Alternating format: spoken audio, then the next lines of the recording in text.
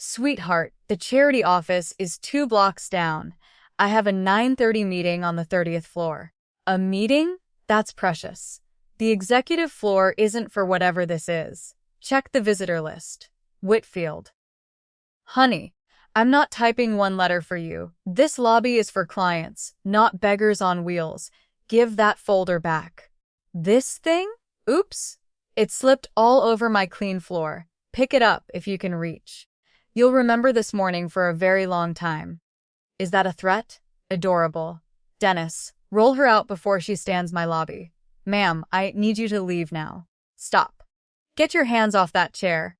She owns 51% of us. 1 hour of laughter. One sentence that ended a career.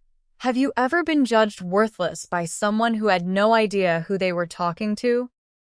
3 hours earlier, the city was still waking up. Morning lights spilled gray and gold over Lake Michigan. Wind rattled the windows of a quiet apartment on the 12th floor of a brick building in Lincoln Park. Inside, the smell of fresh coffee drifted from the kitchen. Irene Whitfield sat in front of her closet, deciding who she wanted to be that day. On the left hung the armor, tailored suits in charcoal and navy, Italian silk blouses, the kind of clothes that made bankers sit up straighter when she rolled into a room. On the right hung a plain gray blazer, 10 years old, soft at the elbows, a faded thrift store find she had never been able to throw away. She reached right. 10 years ago, Irene had been the sharpest analyst on her floor at a Manhattan investment firm. 28 years old, first in her family to finish college, the woman who found value where everyone else saw risk. Then came a rainy Tuesday, a delivery truck running a red light and 14 hours of surgery. She woke up to a doctor explaining that she would never walk again. She also woke up to silence. The firm sent flowers, then a settlement, then nothing. Colleagues stopped calling. Doors that used to swing open now had steps in front of them in every sense, so Irene built her own door. From her kitchen table, she started a small fund with her savings and her settlement money. She studied companies nobody believed in and bet on people nobody noticed. One good call became 10. 10 became a portfolio that quietly outperformed half of Wall Street. She never gave interviews. She never posted photos. Her name lived in legal filings and wire transfers, not in magazines. Bankers knew the name Whitfield Capital. Almost none of them knew the woman behind it. Rolled instead of walked. 7 days ago, in a conference room with Walter Brennan, the retiring chairman of Meridian Capital, she signed the largest deal of her life. 51% of the firm controlling interest. The ink was dry, the wire had cleared, and the announcement was scheduled for Monday at 10:00 in the morning, which gave her one window, one Monday morning, where she could enter that building as nobody at all. Her grandmother used to say, "You learn everything about a house by how it treats the stranger at the door." Irene wanted to see Meridian's lobby through the eyes of every client, every cleaner, every kid, showing up for an interview in borrowed shoes. Before her name went on the wall, she wanted the truth. So she pulled on the old gray blazer, tucked a leather folder beside her hip, and rolled out into the Chicago wind. The cold came straight off the lake, sharp enough to taste. Salt trucks rumbled past. A bus hissed at the corner. Her gloved hands worked the wheels in a steady rhythm she had perfected over 10 years, block after block until the tower rose in front of her. Meridian Capital filled 40 floors of glass and steel on Wacker Drive. Brass letters gleamed above revolving doors. Through the glass, a waterfall wall shimmered down polished stone, and the lobby glowed like the inside of a jewelry box. Behind the front desk stood Candace Pruitt, head receptionist, 11 years with the firm. She arranged the white orchids beside her monitor every morning at 8, aligning each stem like a soldier. She knew every executive's coffee order and every partner's wife by name. She also ran the lobby like a velvet rope. When a man in a cashmere coat pushed through the doors, her smile bloomed on cue. "Good morning, Mr. Sutton. Wonderful to see you." When a bike courier tracked slush across the marble, that smile died. A manicured finger pointed him to the service entrance without a single word. At 9 in the morning, she glanced at her watch, then at the revolving doors. What she saw made her sigh loudly enough for the espresso bar to hear. A black woman in a scuffed wheelchair was working her way through the side entrance. A chrome advertising sign blocked the bottom of the access ramp. The woman's blazer was old. Her gloves were worn. Her wheels left two thin lines of melted snow across the gleaming floor.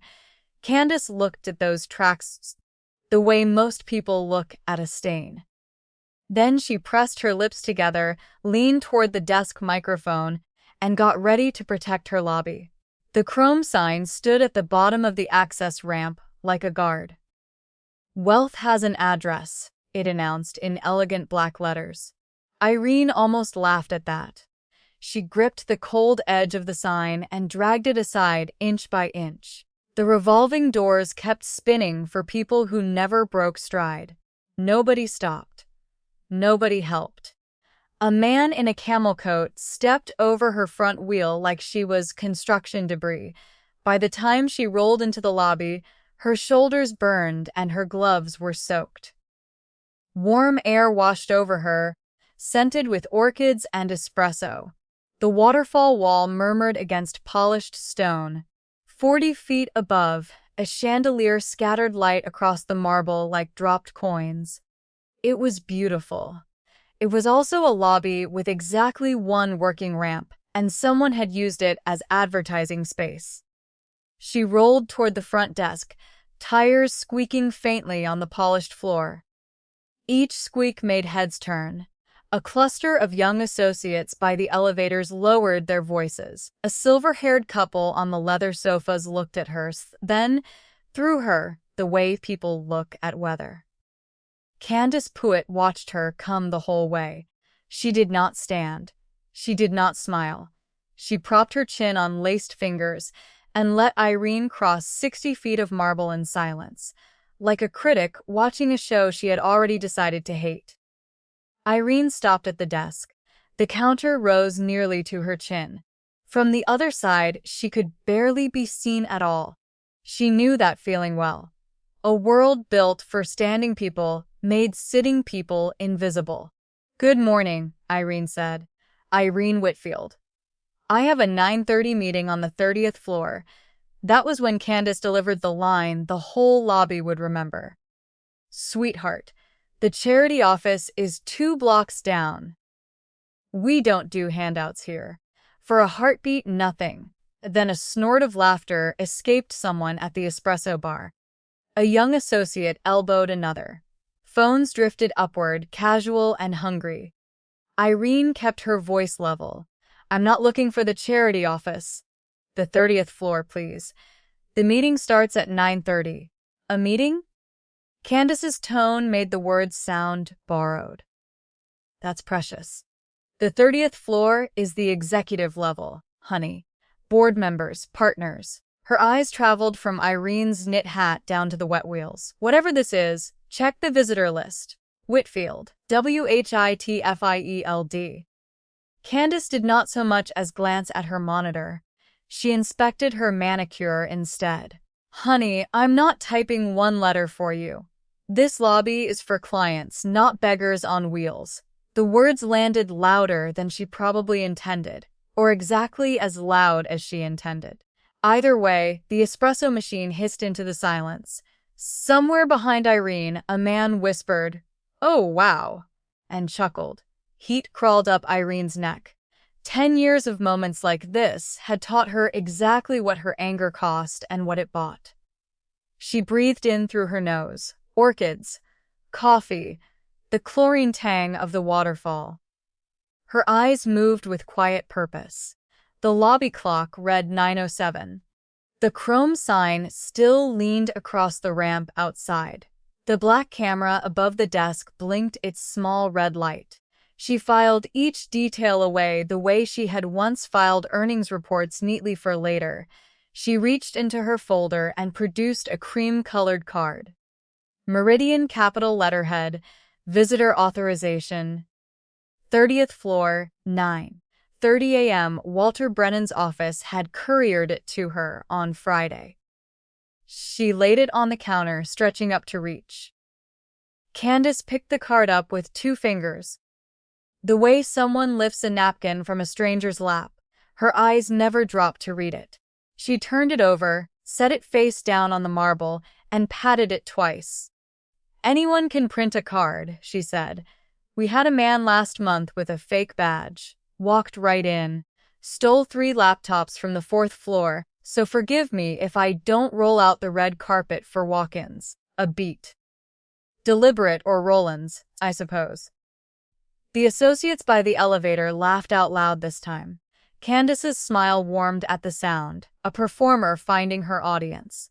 Across the lobby, a young woman in a green apron stopped wiping the espresso counter. Tasha Cole had worked Meridian's lobby bar for 3 years. She had watched Candace sort human beings like incoming mail for all 3 of them. Something about the woman in the wheelchair.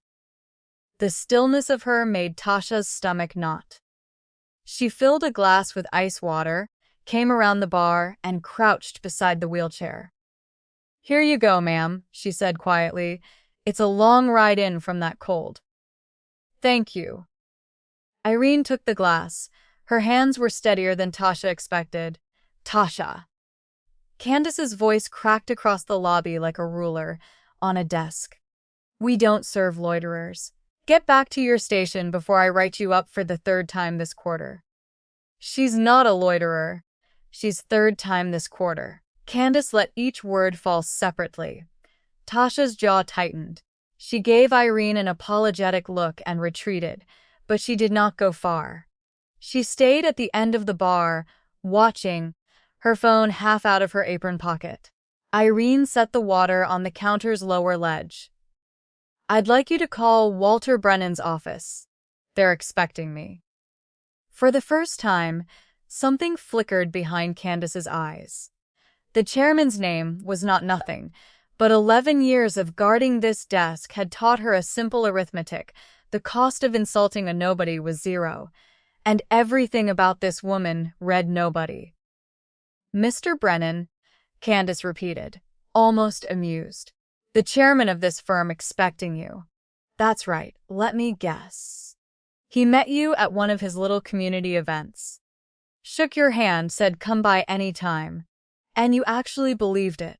She shook her head slowly. "Honey, men like that say those things the way other people say bless you. It doesn't mean you sneeze your way into the boardroom." "Call his office," Irene said. 2 minutes, then I'll be out of your hair." Either way, it was reasonable. It was calm, and the reasonableness of it was the most infuriating thing Candace had heard all morning. People like this were supposed to get flustered. They were supposed to apologize and leave. This one just sat there asking her to do her job in front of everyone. Candace leaned over the high counter so she could look down at Irene directly. "I am not bothering the chairman's office because a woman rolled in off the street with a printed card and a story." Her voice dropped sweet and venomous. "Now you can wheel yourself back out that door or I can have you removed. Those are the options, sweetheart. You're refusing to make one phone call. I'm protecting this firm. It's my job." A pause. "Some of us work for our money." The sentence hung there, shining with everything underneath it. A woman by the sofas inhaled sharply. Even one of the associates stopped grinning. Irene looked at her for a long moment. The waterfall murmured. The chandelier light trembled on the marble between them. "Okay," Irene said softly. She slid the cream card back toward herself. "I want your name." "Excuse me. Your name? For my records?" Candace laughed. It was a real laugh. Head back delighted. My name? Oh, that's adorable. Who exactly are you going to report me to? She plucked the gold name bar from her blouse and held it up like a trophy. Candace put 2 T's. Make sure you spell it right when you tell whoever is at the top of your little list. Thank you, Irene said. Spelling matters, especially on documents. Something in the way she said documents brushed cold against the back of Candace's neck. She ignored it. Instead, she picked up the desk phone, pressed a button, and turned her face slightly away, voice pitched for the whole lobby. Anyway, security to the front desk, please. We have a disturbance. Her eyes slid back to Irene, a woman refusing to leave. She hung up, folded her hands, and smiled the warm professional smile from the brochure. You wanted me to make a phone call, she said. I made one. 30 floors above them, coffee was being poured into china cups for a board meeting set to begin in 20 minutes. Nobody up there had any idea what was happening to their majority shareholder downstairs. By the espresso bar, Tasha Cole's phone was out of her apron now, held low, screen up and above the front desk, tucked against the ceiling. A small black camera stared down, its red light blinking, steady, patient, recording everything. Dennis Holloway crossed the lobby with the unhurried walk of a man whose worst call in 6 years was a parking dispute. He was big, gray at the temples, with reading glasses tucked into his breast pocket. He took one look at the scene and slowed down. 22 years in the army had taught him how to stand still. 6 years at Meridian had taught him when not to. He liked this job. Quiet building, decent benefits. A granddaughter who thought his uniform made him a superhero. A woman in a wheelchair sat at the front desk, hands folded in her lap. She did not look like a disturbance. She looked like somebody's church deacon waiting on a ride. He noted the wet wheel tracks, the orderly folder on her lap, the steady eyes. 6 years of reading lobbies told him one thing. Whatever this was, it wasn't trouble. Then Candace started talking. She came around the desk, heels clicking, voice pitched for the cheap seats. This woman has been harassing me for 15 minutes. She's pretending she has a meeting upstairs so she can sneak into the building. She refuses to leave. I want her out. Irene's eyebrows rose. 15 minutes harassing. Sneaking. The story grew in front of her like a soap bubble, gaining color and weight with every word. Everyone could see it happening. Almost everyone chose not to. Ma'am. Dennis turned to her, polite, tired. Is that true? No, Irene said. I have a 9:30 appointment with the board on the 30th floor. I asked her to call Walter Brynan's office to confirm. She refused. Dennis glanced at Candace. It was a reasonable request, one call. Don't you dare, Candace snapped. We do not bother the chairman's office for every con artist who rolls in with a sad story. She had a fake card. I've already dealt with it. The card is right here, Irene said. Nobody has read it yet. Dennis reached for it. He was actually reaching for it. And that was the moment Candace decided the situation needed to move faster. She stepped between them, snatched the leather folder off Irene's lap, and held it up high. Let's see what's really in here, she announced. Since we're doing show and tell, give that back. Irene's voice changed. Low, flat, the voice of a woman halfway out of patience. Candace shook the folder upside down. Papers burst loose and scattered across the marble like startled birds. Pages skidded under the sofas. A pen rolled against Dennis's boot. The lobby went very quiet. One page came to rest face up in the middle of the floor. Heavy cream paper, embossed letterhead. Across the top in bold type, it read Meridian Capital Share Transfer Agreement Confidential. Nobody read it. Nobody ever reads the most important thing in the room. A man in a camel coat, the same one who had stepped over her wheel outside, wandered past the page on his way to the elevators. He glanced down at the word confidential, then at his phone and kept walking. Some people are extras in every story they enter.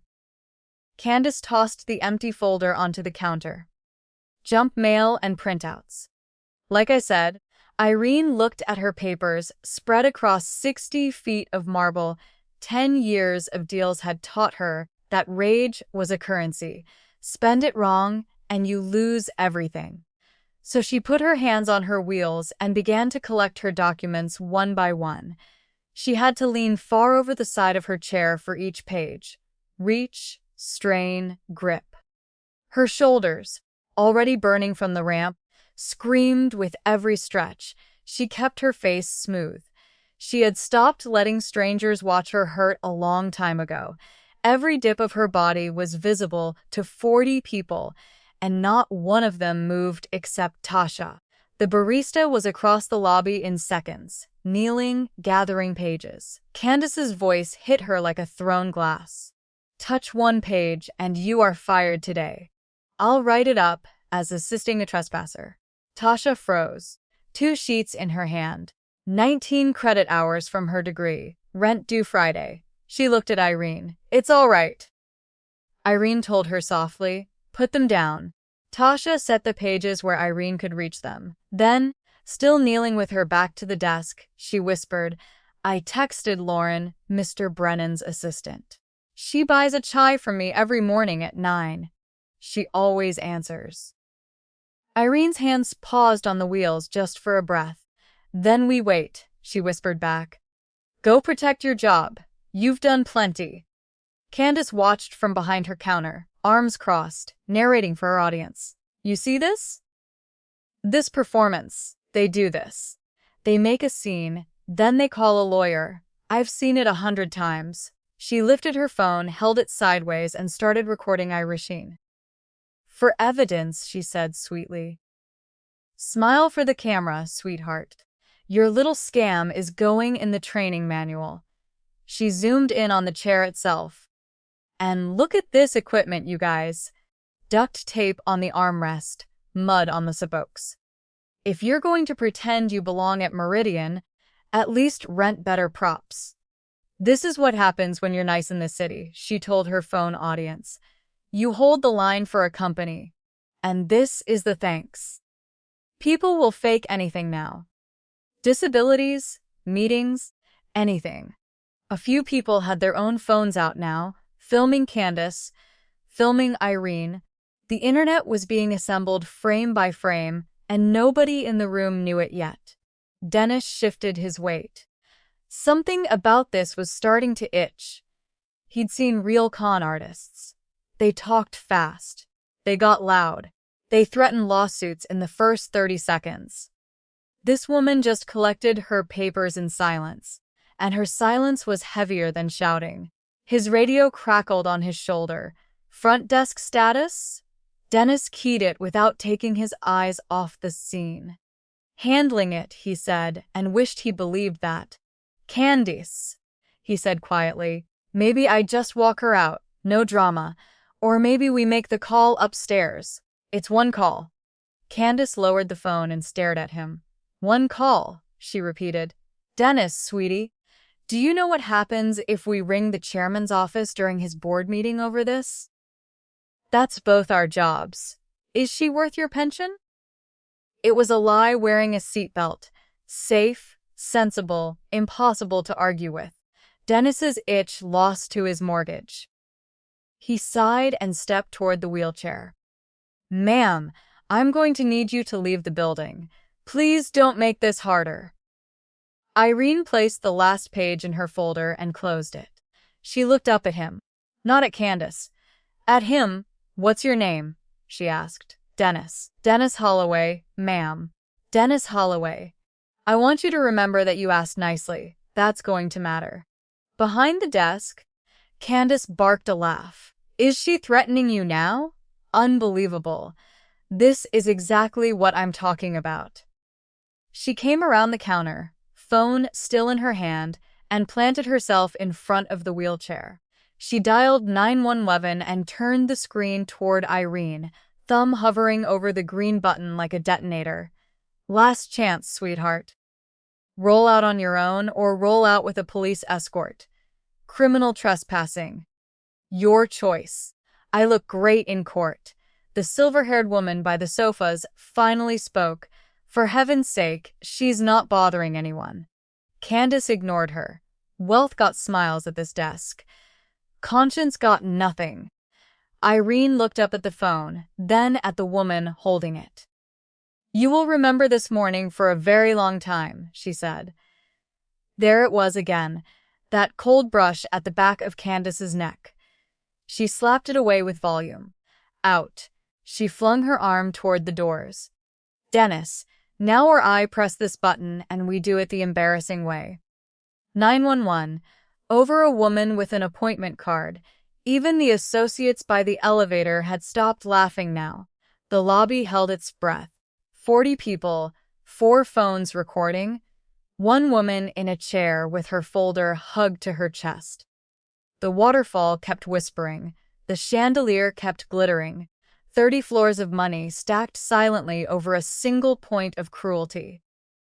Dennis exhaled through his nose. He walked behind the wheelchair. His hands hovered over the push handles. Don't push my chair, Irene said quietly. Nobody pushes my chair. Ma'am, I'm sorry, Dennis said, and his fingers closed around the handles. Across the lobby, the elevator chimed, the doors slid open, and someone began to run. The man running across the lobby was Graham Ellis, Chief Operating Officer of Meridian Capital, 49 years old, 2 decades with the firm, the kind of executive who did not run anywhere ever. His tie flew over his shoulder. His glasses were clenched in his fist. His face was the color of wet paper, and his voice arrived before he did. Stop. The word hit the marble like a dropped tray. Dennis froze, hands still on the chair. Get your hands off that chair. Graham's lungs were heaving. She owns 51% of us. Silence has a sound. It is the waterfall suddenly enormous. It is an espresso machine ticking as it cools. It is 40 people inhaling at once and forgetting how to exhale. Candace's phone slipped out of her hand and cracked face down on the marble. Nobody looked at it. Everybody was doing math. 51%. Not a client, not a guest, the owner. The biggest chair at the table belonged to the woman they had tried to roll out the door. Graham reached the desk and bent over, palms on knees, dragging air. Then he straightened, turned to the lobby, and made it official. Everyone, this is Irene Whitfield, founder of Whitfield Capital. As of last Tuesday, the majority shareholder of this firm. He swallowed. My boss. All of our bosses. Heads swiveled toward Irene like a field of satellite dishes finding a signal. She sat exactly where she had been sitting for the last 40 minutes. Same chair, same blazer, same calm. The only thing that had changed was everyone else. Upstairs 3 minutes earlier, the morning had detonated quietly. Lauren, the chairman's assistant, had glanced at her phone during coffee service. The text was from the chai girl in the lobby. Front desk is throwing out a black lady in a wheelchair. Says she has a board meeting. Please check. Lauren had pulled up the visitor list, then the share registry. Then she had interrupted Walter Brennan mid-sentence, something no one did, and shown him the screen. Brennan had said 4 words. Get Graham down there now. Graham crouched beside the wheelchair, lowering himself to eye level. Up close, Irene could see his hand shaking. Ms. Whitfield, I am so deeply sorry. We had no idea you were coming in early, and he stopped, hurt himself. No, there's no version of this where that sentence helps. No, Irene agreed. There isn't. Her eyes went past him across the marble to the sofa by the window. One of my pages is still under there. It traveled the farthest. You can start with that. Graham went down on his knees in his $3,000 suit and reached under the sofa in front of 40 witnesses. When he stood up, He was holding a single cream page. He looked at it. He could not help looking at it. Share transfer agreement, Meridian Capital Holdings, and their under-purchaser in capital letters Irene Whitfield. He carried it back the way altar boys carry candles, both hands careful. He placed it on her folder and stepped back. Then, finally, every gaze in the lobby slid to the front desks. Candace had not moved. Her mouth had opened twice and produced nothing. The performer's posture was gone. She looked smaller behind the counter, as if the marble had grown. Miss Whitfield. Her voice came out wrong, an octave too high. I didn't know. Nobody told me. If someone had told me who you were, I know. Irene said, "That's the problem." She rolled forward, one push of the wheels, and let the words land in the silence. "You didn't need to know who I was. You needed to be decent to a stranger. The first one costs nothing. You couldn't manage either." Candace grabbed for handholds. "Sir." She turned to Graham. "Sir," she refused to leave. "I followed protocol. The security policy clearly states the policy." Graham's voice was very quiet. "Now, did the policy tell you to dump her documents on the floor?" "I watched the cameras on the way down, Candace. There were 4 angles. 4 angles." The phrase moved through the lobby like a draft of cold air. The ceiling camera, the desk camera, the phones. The morning had been recorded from every direction, and every direction looked the same. Dennis stepped away from the wheelchair. His hands came off the handles like they were hot. "Ma'am." His voice was rough. "I apologize. I should have made the call. It was one call." "You should have," Irene said. "But you also asked nicely." "Both things are true, Dennis Holloway. Both will be remembered." From the espresso bar came a sound nobody could blame her for. Tasha Cole laughing once into her hand, eyes wet. Graham checked his watch. 9:31. He cleared his throat. "Miss Whitfield, the board is upstairs. They are clears throat. They are very eager to meet you. I imagine they are." Irene set her folder straight on her lap and turned her chair toward the elevators. Then she paused mid-turn and looked back at the desk one last time. "Candace Pewitt, 2 T's." She smiled without warmth. "Don't go far. Spelling matters, especially on documents." And she rolled toward the executive elevator, wheels whispering over marble, while the lobby parted in front of her like water.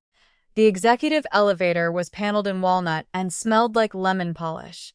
Graham held the door and then stood in the corner like a man riding with a lion. 30th floor, he said. The numbers climbed. Irene watched them and said nothing. She had waited 10 years for rooms like this. She could wait 30 floors. The boardroom doors were already open. 14 people stood when she rolled in. Standing was easy now. Everyone could manage it.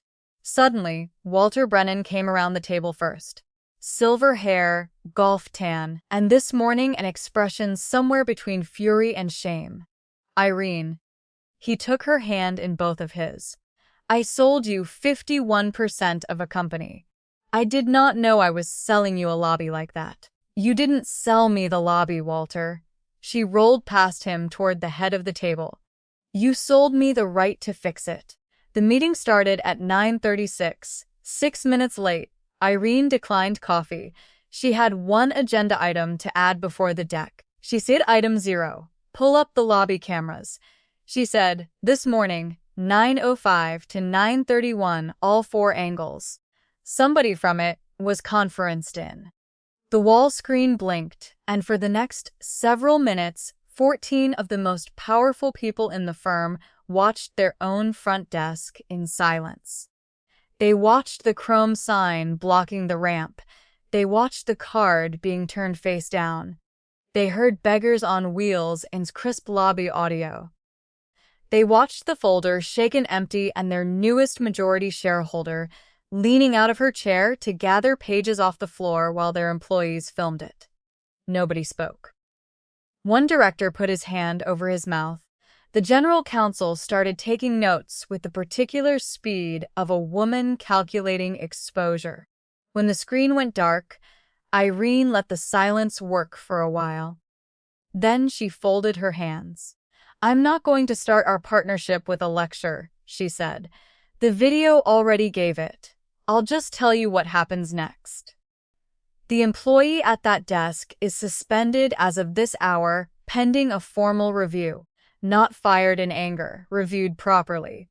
We follow process, even for people who don't." Heads nodded around the table downstairs. It was already happening. The HR director had slipped out during the footage. By 10:15, Candace Pruitt was sitting in a small beige conference room, a cardboard cup of water in front of her, mascara running. "I was following procedure," she kept saying. "You're all going to act brand new. We profile people at that desk every day. That is the job. The only difference is this one turned out to be rich." It was the most honest thing she had said all morning. It was also a confession spoken inside a building where she had just learned the cameras have audio. The HR director wrote it down word for word. Dennis Holloway was interviewed at 10:40. He did not bring a union rep. He sat down, set his radio on the table, and told the truth about everything. The lady asked for one phone call. "I should have made it. Candace told me she'd been harassing her for 15 minutes. That wasn't true. I watched the timeline. Ma'am came in at 9:05 and Candace was on her inside of a minute." "Anything else?" the HR director asked. "Yes, the barista Tasha. Don't let anything happen to her. She was the only one of us who did the job right." Upstairs, the board moved through the actual agenda, numbers, transitions, signatures, and then Walter Brennan rose for his final motion as chairman. "I plan to hand over operational control in June," he said. "I'm moving it up effective today. I've spent 40 years building this firm's name. This morning I watched our lobby spend it like loose change." He looked at Irene. "It belongs in better hands." The vote was unanimous. Even the directors who had privately grumbled about an outsider holding 51% raised their hands fast. Conviction is flexible when there's footage. At 11:50, Irene rolled back across the lobby on her way out. The chrome sign was gone from the ramp. Someone had moved it in a hurry. It now leaned behind the desk like evidence. Behind the counter sat a nurse's temp and taped to the espresso bar where Tasha was restocking cups. A handwritten sign read, "Chai on the house today." Irene stopped, ordered one, and tipped $100. "I'll see you soon," she told Tasha. It sounded less like a goodbye and more like a plan. The video went up at 12:20 that afternoon. Not Candace's video. Hers died with her cracked screen and HR had it in evidence. Anyway, the one that went up belonged to a college kid who had been waiting in the lobby for a job interview. 41 seconds. It started with the folder being shaken empty. It ended with a man in a suit screaming that the woman on the floor owned 51% of the company.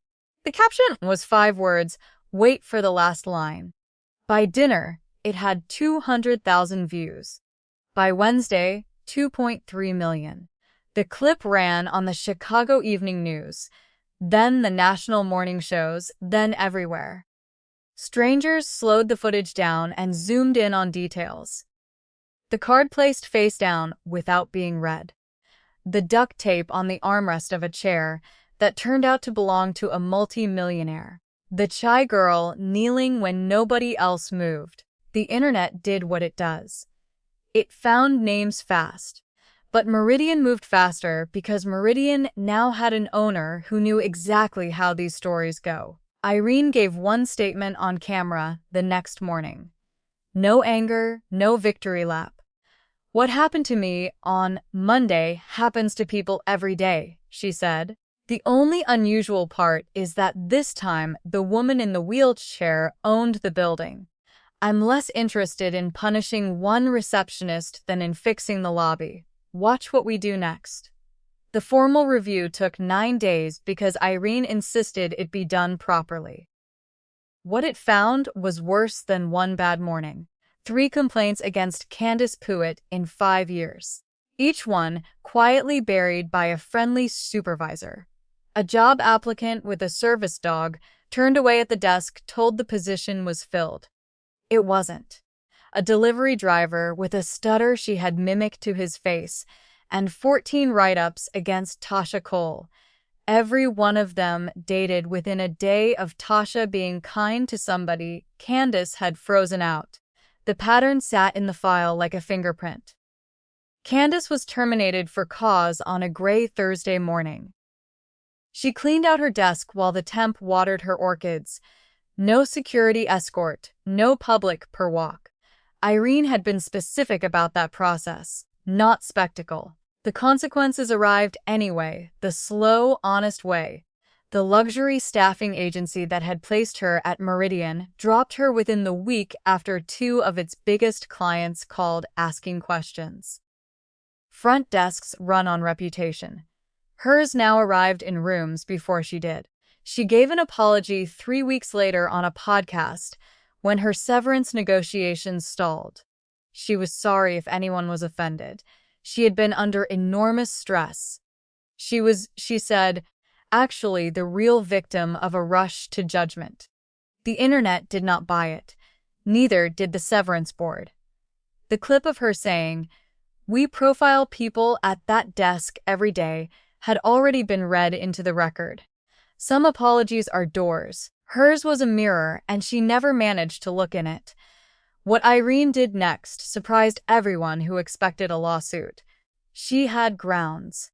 The general counsel confirmed it in a memo nobody was supposed to see.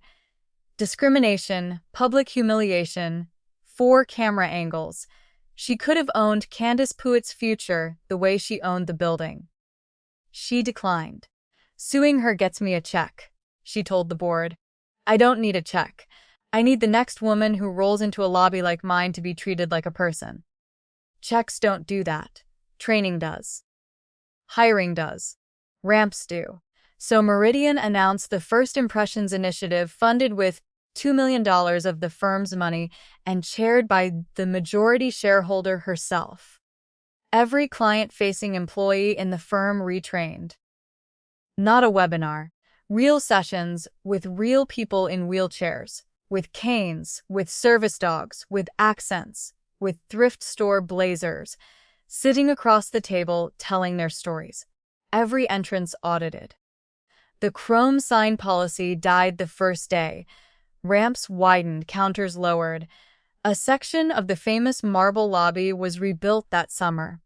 The new front desk had a low wing where a seated visitor could look a receptionist level in the eye, and the hiring pledge made the business pages. Within 1 year, 10% of Meridian's new front-of-house hires would be people with disabilities. Within 3 years, every Meridian office in the country. The program needed a director of guest experience to run the flagship lobby. The job posting might as well have had a name on it. Tasha Cole stopped making chai in October. She started the new role the same week she finished her degree at nearly 3 times her old pay. Her first official act was framing a photograph for the wall behind the desk. It showed a glass of ice water sitting on a marble counter. Dennis Holloway kept his job. The review board noted that he had been lied to, that he had asked for the phone call, and that he had told the complete truth afterward at risk to himself. He became something better than blameless. He became the guy who tells the story. New security hires at Meridian all got the same speech on their first morning. 6 years from now, somebody is going to look harmless and turn out to be the owner. Treat everybody like that's today. As for the man in the camel coat, the one who stepped over her wheel, the internet found him too. He turned out to be a client. He turned out shortly afterward to be a former client. Nobody at Meridian chased him out. The footage just made his firm uncomfortable enough to move their money quietly elsewhere. Karma, Irene noted, did not need her supervision. It just needed cameras. In December, the city's business journal put her on the cover, not in the gray blazer, in the armor, charcoal suit, silk blouse, in front of the rebuilt lobby. The headline read, "The owner they tried to throw out." She kept a copy in her office, not framed in a drawer.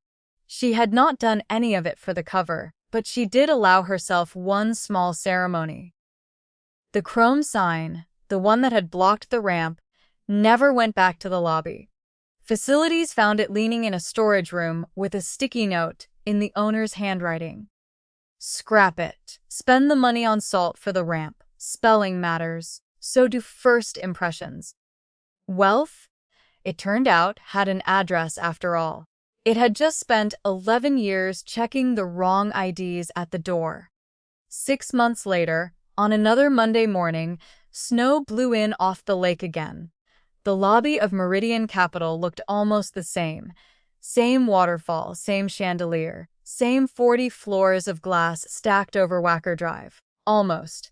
The ramp outside was wider now, heated so ice never formed, with nothing standing on it but morning light. The new front desk curved low on one side like an open hand. Behind it sat a receptionist named Joelle, hired through the First Impressions program. Her wheelchair was newer than Irene's. Her smile was real, and it was for everyone. At 95, the side door opened, and an old woman came through it slowly, leaning on a cane, snow on her shoulders. Her coat had been mended at the elbow. She looked up at the chandelier, the way people look at cathedrals, and for a moment she seemed ready to apologize for being there. Joel waved her over. "Good morning. Come get warm. What can we do for you?" The old woman explained, apologizing twice, that she had an appointment about a small pension account. "Very small," she said. "Probably not worth anyone's time." "It's worth our time," Joel said. "Already typing. You're on the list. Can I get you a coffee while you wait? The chai is famous." 2 minutes later, the woman sat by the waterfall holding a warm cup, melting snow off her boots onto marble that had survived worse. Nobody filmed her. Nobody would have a reason to. 30 floors up, Irene Whitfield watched the lobby feed on the corner of her monitor. She did that some mornings, not checking for problems, just watching the experiment run. Her office had no inspirational posters, just 2 objects on the shelf behind her desk, a framed photo of a glass of ice water, and a cream-colored visitor card, the one that spent a morning face down on a marble counter, now mounted face up permanently. People sometimes asked her if she ever thought about that receptionist. She always gave the same answer. "I think about the ramp," she said. "People like her exist because buildings like that allow them. I couldn't fix her. I could fix the building." The deal that made her majority owner had been worth a number the newspapers loved to print.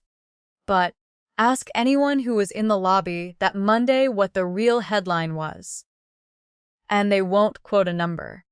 They'll tell you about a woman who was told she didn't belong in a building she already owned, and they'll tell you what she did with that building afterward. Because the loudest revenge isn't a lawsuit or a firing or a viral clip. It's a wider door. It's a lower counter. It's a stranger with a cane being handed a warm cup before anyone asks what she's worth. Walter Brennan retired to Arizona and sends postcards. Graham Ellis still runs operations and tells the story of the morning he sprinted through his own lobby. He says it was the most important run of his life. Nobody disagrees. Tasha manages the front of house and trains every new hire with one rule taped inside the welcome binder. "You will never get in trouble here for kindness. Not on my floor." And Dennis Holloway, 6 months from retirement, still walks his rounds. He stops at the front desk most mornings. Just to check the lobby's temperature, he says it runs warmer these days. Okay, real talk. It's me, the narrator. I told you this story because I've watched people get sized up in 10 seconds their whole lives. The wheelchair, the old coat, the wrong everything. And the wildest part, the cost of basic respect is zero. Zero. Be the Tasha always. So here's my question for you. If you had been standing in that lobby at 9:07 before anyone knew her name, what would you have done? Be honest with yourself. Drop your answer in the comments because I read them, and the honest ones are always the best ones.